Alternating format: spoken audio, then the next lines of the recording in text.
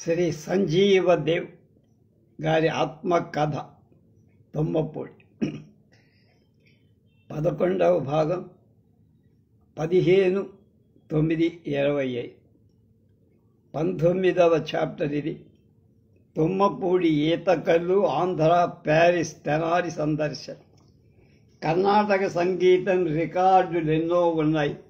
కోయంబత్తూరు, తాయి, బెంగుళూరు, నాగరత్నం, బిడారం, రాసప్ప, కృష్ణప్ప, వనజాక్షి, ఫ్లూట్ సంజీవరావు మొదలైన వారి రికార్డులెన్నో.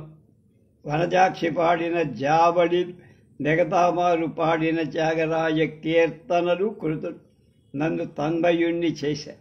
మేఘాల చాటున నడుస్తున్న చంద్రుడితో కలిసి ఆకాశ వీధుల్లో నన్ను సంచరింపచేసింది ఆ సంగీతం. అన్నిటికీ మించి సంజీవరావు రాయించిన మొరడి నన్ను ఎక్కువగా ఆనందపరచింది.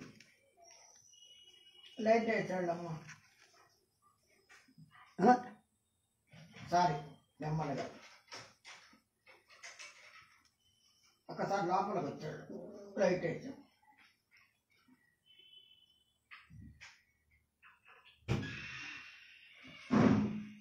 ఇదిరా మధ్య తిన్నాను, సారి తినుంటుంది.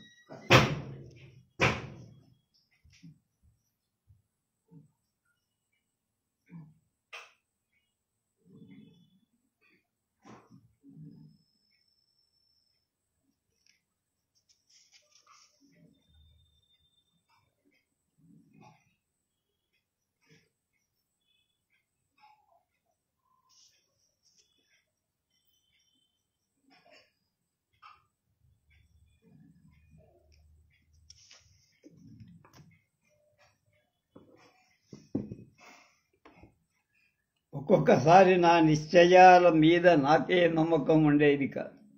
ఇంకా పగటి నిశ్చయాలైనా కొంతవరకు నిశ్చయంగా ఉంటాయి. రాత్రుల నిర్ణయాలు తెల్లారేసరికి మారిపోయాయి. ఫ్లూట్ నేర్చుకోవడానికి నిర్ణయం మాత్రం కరిగిపోక కార్యరూపం దాల్చి ఫ్లూట్ తెప్పించడం, దాని సాధన చేయటం కూడా జరిగింది. ఆ సాధన నాకు ఆనందాన్ని ఇచ్చేంత వరకే నిలిచిపోయింది. కానీ పాట కచేరీలు చేసి శ్రోతలు మెప్పించేంత దాకా సాగల. జీవించడం వేరు, జీవితాన్ని అర్థం చేసుకోవటం వేరు. జీవిస్తున్న వాళ్ళంతా జీవితాన్ని అర్థం చేసుకొని జీవించాలి. జీవించడం సులభంగా తేలిగ్గా దొరికిపోదు. కానీ అర్థం చేసుకొని జీవించడం అంత తేలిగ్గా దొరికిపోదు. అటువంటప్పుడు అర్థం చేసుకొని జీవించడం కంటే అర్థం చేసుకోకుండా జీవించడం హాయి. ఇక జీవితాన్ని అర్థం చేసుకొని జీవించాల్సిన అవసరమేముంది? విద్య నేర్చుకునే దానికంటే విద్య నేర్చుకోకుండా ఉండటం హాయి అయిన పని. అందుకే విద్య నేర్చుకోకపోవడమే మంచిదా. జీవితాన్ని అర్థం చేసుకోకుండా జీవించడము కూడా అంతే. మా బేళ్ల నుండా ఈత చెట్లు, తాటి చెట్లు అసంఖ్యాకం. వాటి నుంచి కళ్ళు గీసేవాడు తుమ్మపూడి కళ్ళు చాలా ప్రసిద్ధి. బెదవాడ తెనాలి నుంచి కూడా తుమ్మపూడి వచ్చి జనులు కళ్ళు తాగిపోతూ ఉండేవాడు. ఆ గీసేవాడు మా దగ్గర తాటి చెట్లు, ఈత చెట్లు కొన్నా కూడా మా పరివాళ్లకు మాత్రం ఉచితంగా కళ్ళు పోసేవాడు. ఆ విధంగా పోయని పక్షాన తెల్లారేసరికి చెట్లకున్న కళ్ళులో తొట్లు ఖాళీ అయిపోయాయి. మా పరివాడు నిద్ర లేవగానే ఈత చెట్లలోకి పోయి ఆ ఈత చెట్టు పొరలతోటే పళ్ళుతో ఆ ఈత కళ్ళుతోనే నోరు కడి ఆ ఈత కళ్ళునే పొట్ట పట్టినంత తాగేసేవాడు. అది చూడటం నాకు సరదా. బాగా దాహం అయినప్పుడు కూడా మనిషి చెంబు నీళ్ల కంటే ఎక్కువ తాగలేడు. కానీ కళ్ళు ఒకేసారి అరకడవ, కొంచెం ఆలస్యంగా కడవ కూడా తాగుతాడు. ఆ మోతాదులో కళ్ళు తాగడం చూస్తే ఆశ్చర్యం. అంత తాగినా కొందరేమి తుణికేవాళ్ళు కాదు. మరికొందరు తూలుతూ పిచ్చి మాటలు ప్రారంభించేవాళ్ళు. ఇది నిత్యం జరిగే తంతే. ఇంత రుచిగల కళ్ళుకు ప్రసిద్ధి చెందిన ఊరు ఎక్కడెక్కడి బిచ్చగాళ్ళు, ఆటవికులు, దేశద్రిమ్మరులు, కోయలు, పాములవాళ్ళు బుడబుక్కలవాడు, బుడిగి దంగారు, పిచ్చి గుంటలవాడు, బొమ్మలు ఆడేవాడు, పంబలవాడు, పగటి వేసగాడు, వరికి ముగ్గులవాడు, దేవల గుడిలో అడుక్కొనే ముత్తరాజు, చెంచులు గంగిరెద్దులవాడు, కన్నాలు వేసే ఇతర దేశ దిమ్మరుడు వచ్చి గుడిసెలు వేసుకొని మకాములు పెట్టేవాడు. బుడబుక్కలవాడు, మా పశువుల చావడి దగ్గర మైదానాలు బుడబుక్కలవాడు రంగురంగుల గుడారాలు వేసి ఉన్నారు. బుడబుక్కలవాడు 2 తెగలు. సాదా బుడబుక్కలవాడు 6 బుడబుక్కలు. సాదా బుడబుక్కలవాడు పగటిపూట మాత్రమే అడుక్కు తింటారు. 6 బుడబుక్కలవాడు తెల్లారుజాముల కొన్నాడు గ్రామ క్షేమాన్ని ఆకాంక్షిస్తూ గ్రామ శక్తులను ప్రశాంతిపరుస్తూ రావి చెట్ల మీద భూతపేద పిశాచాలను ఓరడిస్తూ తిరిగి తర్వాత ఒక రోజున అడుక్కుంటారు. అది బుడబుక్కల్లో తమ తాము ఆరే భాష. బొమ్మలాట వాడు మాట్లాడుకునే అపభ్రంశపు మరాఠీ మాట్లాడుకోండి. మా ఊళ్ళో గుడారాలు వేసిన వారే బుడబుక్కల వాడు వాళ్ళే. నేను 2 సంవత్సరంతో కంటే ఈ ఏడు మరొక్క సంవత్సరం పెద్దవాణ్ణై 15వ ఏళ్ళలో పడ్డా. మనుషులను, మాటలను, మాయలను ఇంకొంచెం లోతుగా అర్థం చేసుకోగలుగుతాను. సెక్స్ జగత్తులోని మాధుర్యం ఊహల్లో రూపొంది ఊహారూపాలు శరీరం మీద ప్రతిబింబాలు వేస్తున్నాయి. ఉడుముల ప్రతి సాయంత్రం వెళ్ళి 6 బుడబుక్కల గుడారాల దగ్గర కూర్చునేవాడు. వాళ్ళు దేశాటన కబుర్లు వింటూ ఆనందిస్తూ దేశంలోని రాజకీయ విషయాలు మొదలైనవి చెప్పి వాళ్లను ఆనందపరిచేవారు. స్త్రీలు పురుషులు వాళ్ళల్లో వాడు అనే భాష మాట్లాడుకుంటే యాస తెలుగుతో మాట్లాడు. మగవాడు పొలాల మీద వేటాడి తెచ్చిన ఉడుములను, ఉడతలను, పిట్టలను ఆడవాళ్ళు కాల్చి కోసి కూరలు వండేవారు. ఒక సాయంత్రం వర్షం కలిసి వెలిసి పగిలిన పడమటి మబ్బుల్లో కూడా నారింద రంగుల కంతులు కనిపిస్తున్న సమయం నేను వాళ్ళ గుడారాల దగ్గర కూర్చొని ఉండగా వాళ్లలో నానోజీ అనేవాడు 2 పెద్ద ఉడుములు చంపి తెచ్చారు. వాటిని మంటల్లో వేసి కాల్చసాగారు. ఆ కాలుతున్న వాసన నాకు దుర్వాసన అనిపించి ఆ మంట చుట్టూ పిల్లలు చేరారు. ఉడుములు కాలే వరకు వాళ్ళు ఓర్చుకోలేకపోతారు. ఆ పిల్లలు 12-13 ఏళ్ల అమ్మాయి నానోజీ కూతురు కూడా. ఆ అమ్మాయి రంగులో, రూపంలో, మాటలు, నడకలో ఎంతో అందంగా ఉండేది. ఆ అమ్మాయి ఆ కాలని ఉడుము తోకను తుంచి కరకర నమలసాగి నా శరీరం ఒక్కసారి కంపించి అందులో నిత్యం కనిపిస్తున్న సౌందర్యమంతా ఒక్కసారి నాలో ఆమెలో ఉండే ఆ సౌందర్యమంతా ఎగిరిపోయి ఒకసారి నా దృష్టిలో కురూపిగా మారిపోయి అది మొదలు ఆమె కనిపిస్తే ఏదో భయం.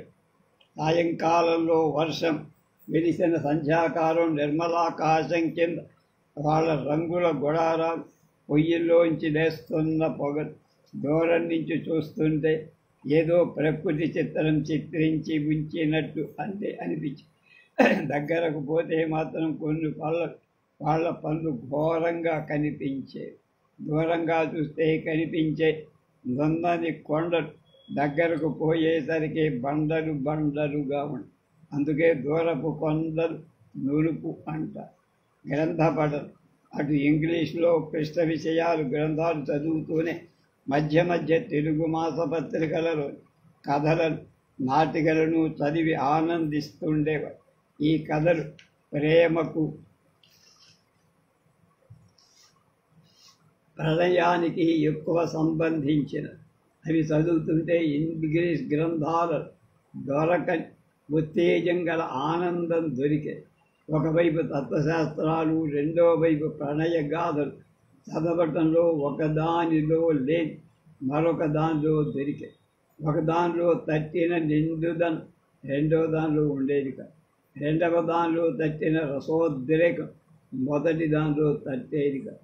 ఒక దానిలో ఆలోచన, తర్కం, మేధకు పదును పెట్టి రెండవ దానిలో అనుభూతి రసావేశం హృదయాన్ని సజీవపరచే. ఈ రెంటిలో ఏది నాకు ముఖ్యమో అర్థమయ్యేది కాదు. అందుకల్ల రెండూ ముఖ్యమే అని నమ్మా. రెండు అముఖ్యమే మాత్రం నమ్మలేకపో. తెనాలి పిలిచే.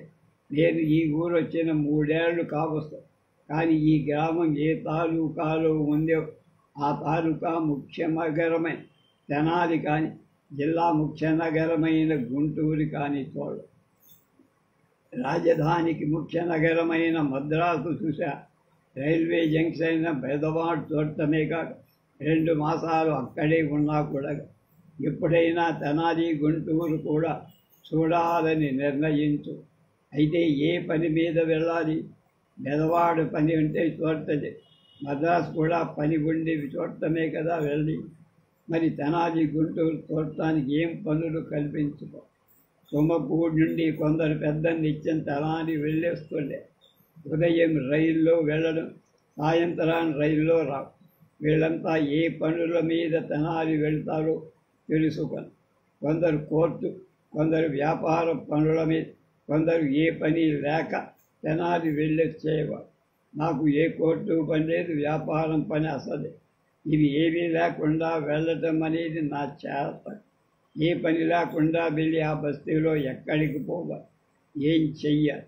అయితే ఏ పని లేకుండా మా గ్రామం నుంచి వాళ్ళు నిజంగా ఏ పని లేకుండా వెళ్ళటం కాదని తెనాల్లో కాఫీ తాగి రావటానికో పెరిగిన క్రాపులు కత్తెరించుకోవటానికి పోతుంటారనుకో. ఈ 2 పనులు కూడా నాకు అవసరం లేని పని. కాఫీ తాగటం నాకు అలవాటు లేదు. నా క్రాపులు ఇక్కడే మా మంగళి శోభనాథ్ అందంగా కత్తిరించే. మా గ్రామం నుంచి మరికొన్ని పనుల మీద కూడా ప్రౌఢ యువకులు తెనాలి పోతుంటారని తెలిసింది. రైల్వే స్టేషన్ స్పెషల్ రూములో విస్కీ, బీరు, జిన్ మొదలైనవి సేవించి ఆ రాత్రి ఏ యువతులతోనూ కాలం గడిపి రావటానికి కూడా పోతారని. ఈ 2 పనులు కూడా నాకు అందరాని పని. ఇక ఏం పని మీద తెనాలి వెళ్ళాలి? తెనాలి చూడటం కంటే ముందు గుంటూరు చూడటమే జరిగింది. అది కూడా తుమ్మపూడి నుంచి గుంటూరు వెళ్ళాలి. ఆ మధ్య తుమ్మపూడి నుంచి మళ్ళీ కోనాయపాలెం వెళ్ళా. కోనాయపాలెం నుంచి కోట్లో గుంటూరుకు వెళుతున్నారు ఏదో వ్యవహారం మీద. నేను కూడా ఆయనతో వెళ్ళి గుంటూరు కోనాయపాలెం పోపూరుకు గుర్రం మీద, పోపూరు నుంచి అమరావతికి కృష్ణా నది మీద పడవలు, అమరావతి నుంచి గుంటూరుకు బస్సులు. బెదవాడ కంటే గుంటూరు చాలా విశాలమనిపించే. బెదవాడలో కొండలు, కృష్ణా నది ఉంది. గుంటూరులో 2 లేవు. బెదవాడలో పెద్ద రైల్వే స్టేషన్, గుంటూరులో అంత పెద్ద స్టేషన్ కాదు. గుంటూరులో పెద్ద హాస్పిటల్, పెద్ద కాలేజ్. బెదవాడలో ఇంకా లేవు. గుంటూరును చూస్తుంటే అది మన జిల్లా ముఖ్య నగరం కదా అని గుర్తొస్తుంది. మా జిల్లా ముఖ్య నగరమైన గుంటూరు చూసా. జిల్లా ముఖ్య నగరం చూసి తాలూకా ముఖ్య నగరం చూడకుండా ఉంటాం, సిగ్గనిపింది. ఎటు తిరిగి మేము గుంటూరు నుంచి తుమ్మపూడి రావాలి. తెనాల్లో దిగి బజారు వెళ్ళి అట్నుంచి తుమ్మపూడి వెళ్దామనుకున్నాను. కొట్లో బాబు ఒప్పుకున్నారు. గుంటూరు నుంచి రైల్లో వచ్చి తెనాల్లో దిగా. స్టేషన్ నుంచి తెనాలు బజార్కి వెళ్ళా. తెనాలు విధాన వీధులు చూశా. గుంటూరులో వైశాల్యంగా, బెదవాడలో జనాభా కానీ ఆ 2 నగరాల్లో పెద్ద పెద్ద షాపులు కానీ తెనాల్లో లేవు. చాలా ఇరుకైన మురికి బస్సు. దీన్ని ఆంధ్రదేశానికి ప్యారిస్ అంటారు. ఎలా అన్నారు? ప్యారిస్ నగరం దీని మాదిరిగా బాగుండదు కాబోలను. ప్యారిస్ నగరాన్ని గురించి పుస్తకాలు బ్రహ్మాండంగా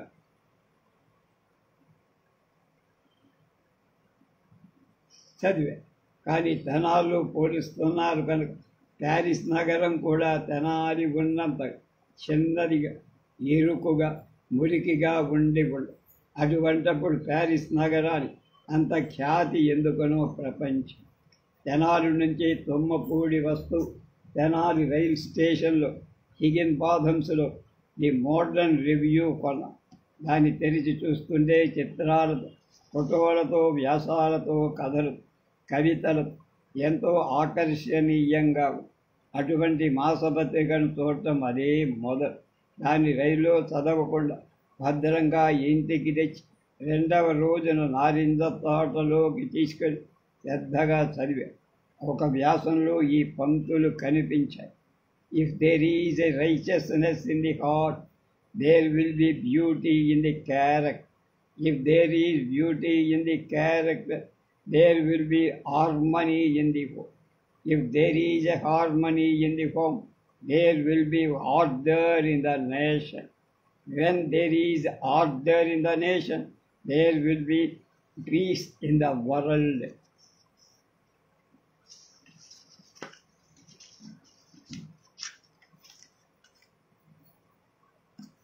హృదయంలో సన్మార్గం ఉంటే శీలంలో సౌందర్యం, శీలంలో సౌందర్యం ఉంటే గృహంలో ఐక్యం ఉంది, గృహంలో ఐక్యం ఉంటే జాతిలో క్రమబద్ధత ఉంది, జాతిలో క్రమబద్ధత ఉంటే ప్రపంచంలో శాంతి వెళ్ళి విరుస్తుంది. ఎంత అద్భుతంగా తట్టింది ఈ భావన. ఎన్నోసార్లు ఆ భాగాన్ని మళ్ళీ మళ్ళీ చదివి ప్రపంచంలో శాంతి ఉండటానికి హృదయంలోని సన్మార్గమే కాదు అన్న. ప్రపంచానికి అంతకు హృదయమే కేంద్రం. హృదయంలో కలిగే భావన ప్రపంచం ఒక ప్రతిబింబం. హృదయంలో చీకటి ఉంటే ప్రపంచంలోనూ కూడా చీకటి ఉంటుంది. హృదయంలో వెలుగు ఉంటే ప్రపంచంలోనూ ఉంటుంది. హృదయంలో మెరిసే మెరుగు ప్రపంచం ఒక ప్రతిబింబం. హృదయంలో మోగే ఉరుగు ప్రపంచం ఒక ప్రతిధ్వని. హృదయం మరణిస్తే ప్రపంచం మరణిస్తుందా? హృదయం స్పందిస్తే ప్రపంచము స్పందిస్తుందా? అయితే హృదయం అంటే ఏమిటి? ఇంత పెద్ద అనంతమైన ప్రపంచం నడుపుతున్న హృదయం ఇంతెంత పెద్దది. అంత పెద్ద హృదయం అంత చిన్న మానవుడిలో ఎలా ఇమిడి ఉందో ఏమిటో అంతా ఈ రహస్యం అంతా అయోమయం అనిపిస్తుంది. 20 నాలో చెలరేగిన సాహితీ పిపాస. దక్షిణ దేశంలో హిందీ ప్రచారం తీవ్రంగా సాగుతుంది. దక్షిణ భారత హిందీ ప్రచార సభలో ప్రధానమంత్రిగా ఉంటున్న ప్రజ్ఞాని మోటూరు సత్యనారాయణ గారి ఉత్సాహ ప్రోత్సాహాల వల్ల ఆంధ్రదేశంలో హిందీ ప్రచారం మారుమూలకు పల్లెలకు పాకిపోయింది. నేను కూడా ఒక హిందీ స్వబోధిని పుస్తకం ద్వారా హిందీ అక్షరాలు గుణింతాలు నేర్చుకొని హిందీ కొద్ది కొద్దిగా చదవటం మొదలు.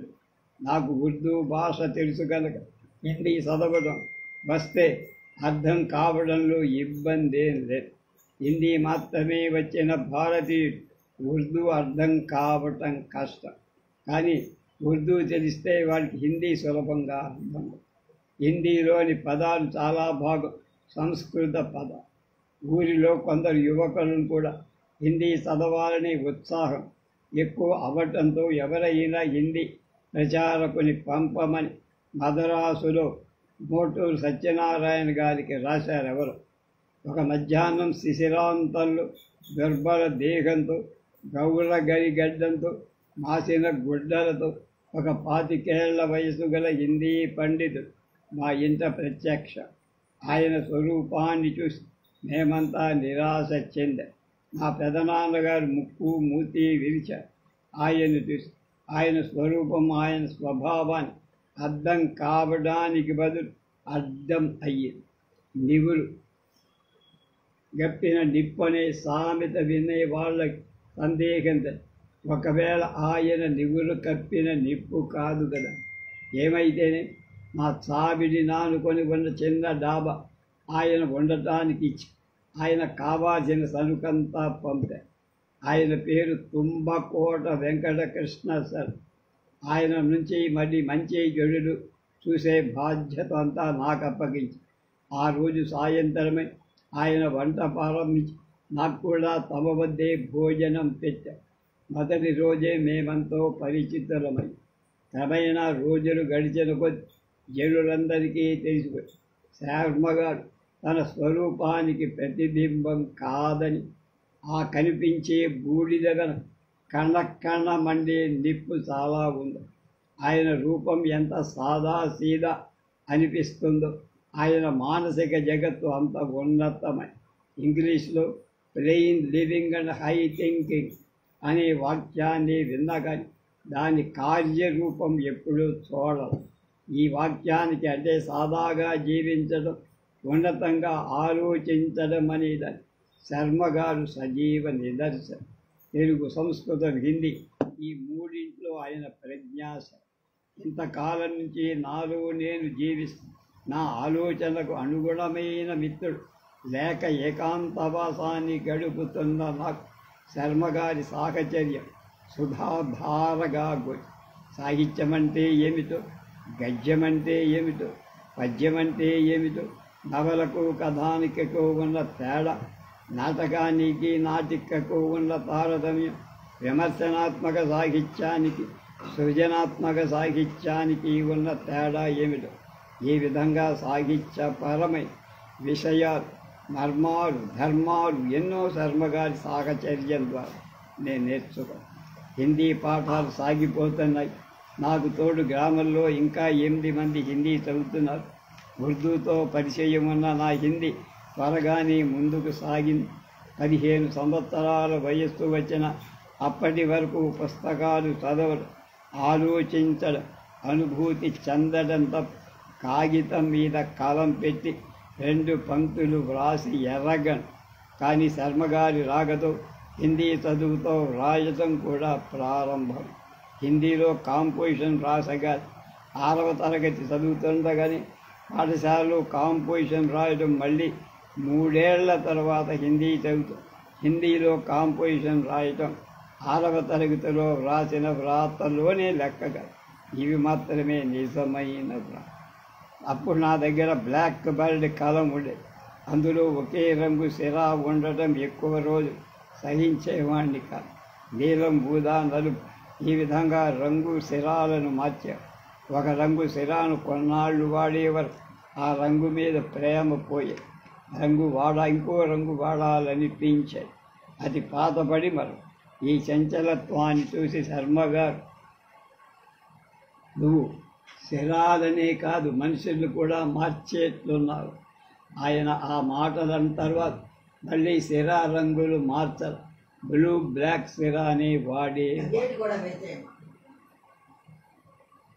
కళాన్ని మార్చి మాత్రం ఎర్ర రంగులో ఉన్న వాటర్ కలర్స్ సంపాదించారు.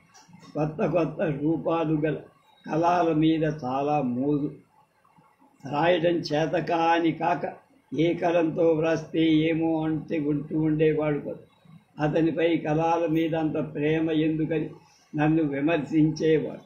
ఆ అందమైన కలంతో వ్రాస్తే రాత అందంగా ఉంటుందా అని మరొకడు చెప్పేవాడు.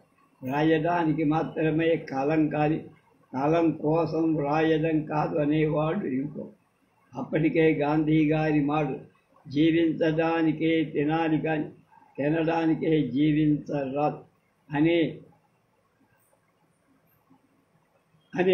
అర్థమైంది.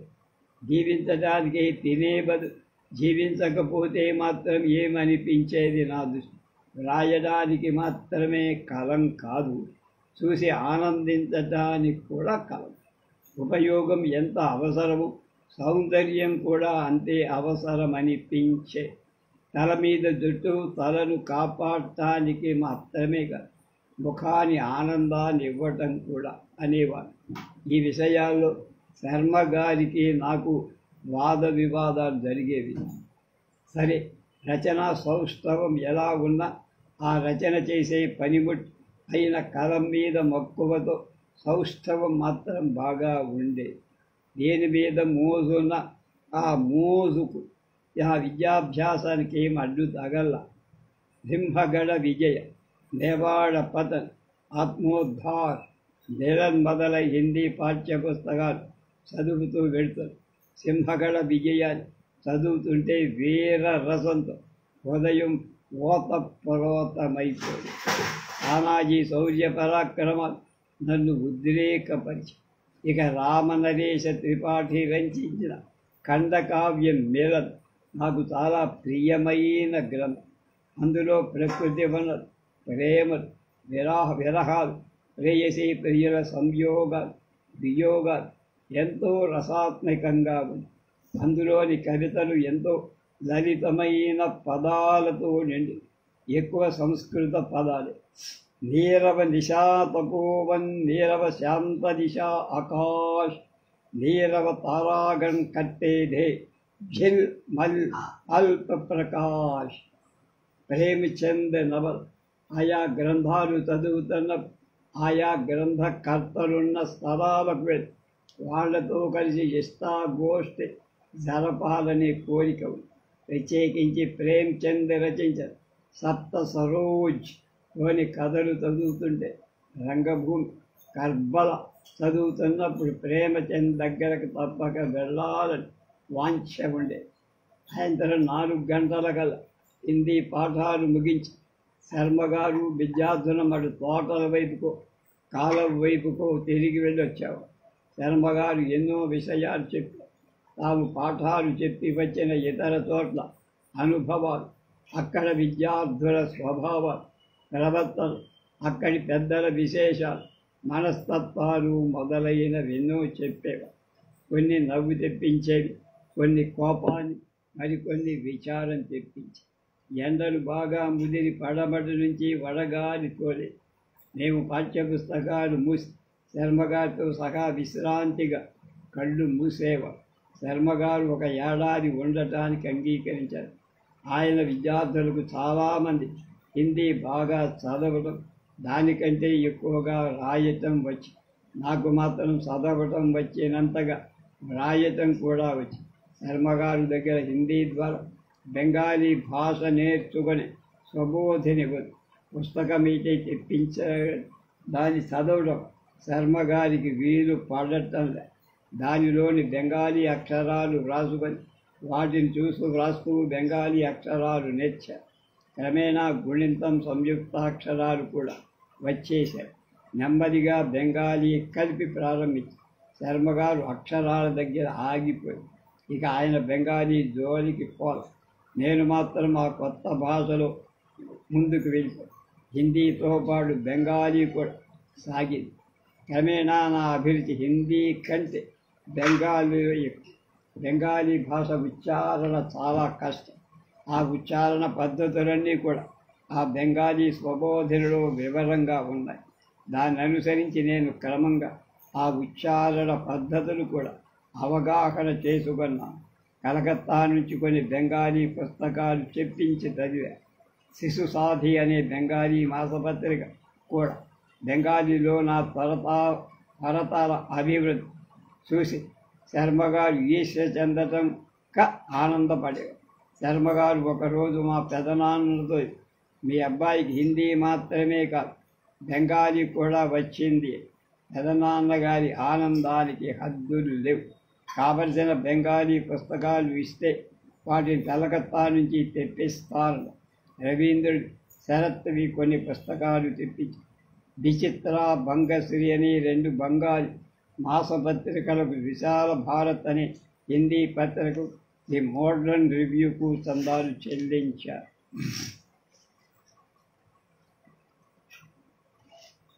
వర్షాకాలం ప్రారంభమైంది. మాకు 16 బాబ వరుస అయినటువంటి ఒకరన్నారు, ఇంకా నువ్వు చిన్నవాళ్లలో లెక్క కాదురా, నువ్వు ఆడమ్మా ఇవని అన్నట్టయితే ఇప్పటికి ఒక బిడ్డ తల్లివయ్యి ఉండేవాడివి అని నేను అన్నాను. ఆడమ్మాయినైతే తల్లినై ఉంటే మరి ఇప్పుడు మగబ్బాయిని తండ్రినెందుకు కాలేదు? కర్మగారి నెల్లూరు జిల్లా బోర్డు కింద సూళ్ళూరుపేట హై స్కూల్ హిందీ పండితుడిగా నియమించిన వెంటనే వచ్చి చేరమని ఉత్తర్వుడు. కర్మగారు తత్తరపోయారు. మేమంతా ఖిన్నులమై కర్మగారికి తప్పల. ఒక రోజున మూటాముళ్ళే సర్దుకొని ముఖంతో మమ్మల్నందరి వదిలి సూళ్ళూరుపేట వెళ్ళిపోయి మేమంతా చెదరిన హృదయాలతో ఉండిపోయి మా హిందీ అంతటితో ఆగి.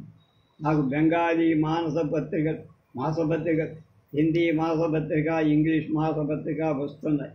శర్మగారు వెళ్ళిన తర్వాత ఇవే నాకు ఆంతరిక సహచరులు అయ్యాయి. వాటిలోని వ్యాసాలు, కథలు, కవితలు, ఇంకా ఇతర వింతలు మాత్రమే కాక మరో కొత్త ఆకర్షణ వాటిలో కనపడి ఇంకా ఇతర వింత అవి త్రివర్ణ చిత్రం. ప్రత్యేకించి బెంగాలీ పత్రికలే విచిత్రలు, భంగశ్రీలు, నవ్య భారతీయ చిత్రకారులు రచించిన ఉత్తమ చిత్రాలు, త్రివర్ణ ప్రతులు కనపడ్డాయి. అప్పటి ప్రసిద్ధ భారతీయ చిత్రకారులే అవనీంద్ర, గగనేంద్ర, నందలాల్, అసిత్ కుమార్, డివి ప్రసాదరాయ్ చౌదరి మొదలైన వారి కళాఖండ ఆ మాసపత్రికలో ప్రకటించేవారు. ఆ పత్రికలోని రచనలు చదవటానికంటే వాటిలో ముద్రితమై చిత్రాలను చూడటంలో అధిక ఆనందం. ఆ చిత్రాల్లోని ఆ రేఖలము, రంగుల మా హృదయంలో దృశ్య సంగీతాన్ని మోగి మళ్ళీ వచ్చే నెలలో పత్రికలు ఏమేం కొత్త చిత్రాలు వస్తాయా ఎంతో ఆరాటంగా ఎదురు చూస్తాయి. చిత్రాలు వెలువడటం మాత్రమే కాదు, చిత్రకళను గురించి విమర్శనాత్మకమైన వ్యాసాలు వస్తూ ఉంటాయి. ఆ పత్రికలో ఆ చిత్రాలు చూస్తుంటాం, చిత్రాల గురించి వ్యాసాలు చదువుతాం. మా చిత్రకళ మీద కూడా విపరీతంగా ప్రేమ కలిగింది. అయితే చిత్ర రచన చెయ్యాలని కాక చిత్రాలను చూసి ఆనందించాలని, చిత్రకారుల జీవితాలు తెలుసుకోవాలని, చిత్రకళా చరిత్ర అధ్యయనం చెయ్యాలని ఆరాటం ఎక్కువై మానవమూర్తుల చిత్రాల కంటే ప్రకృతి దృశ్యాల చిత్రాలు ఇంకా ఎక్కువ ఆనందం ఇస్తాయి. దృశ్యంలోని దగ్గర వివరాలు, దూరపు అస్పష్టత, మొత్తాన్ని ఆవహించే ఉండే వాతావరణ శోభ నన్ను ముగ్ధుణ్ణి చేసే. వాటిలోకి చూస్తుంటే ఏదో అనంతంలో ప్రయాణిస్తున్నట్లు ఉంది. ఈ బెంగాలీ మాసపత్రికలో వెలువడే సాహిత్య రచనలు కూడా నాకు తక్కువ ఆనందం ఇచ్చేవి కాబట్టి బాగా విచిత్ర అనేది ఎందుకు రవీంద్రుడి కొత్త కవితలు వస్తుండే, శరత్చంద్రుడి నవల విప్రదాస్ అనేది కూడా దానిలో వెలువడి ధారావాహికంగా విచిత్ర పత్రిక బెంగాలీ వ్యావహారిక భాష పోషిస్తుండే, భంగశ్రీ పత్రిక బెంగాలీలో గ్రాంధిక భాష పోషించారు. మొదటి పత్రిక లాలిత్యానికి ప్రతి అయితే, రెండవది గాంభీర్యం.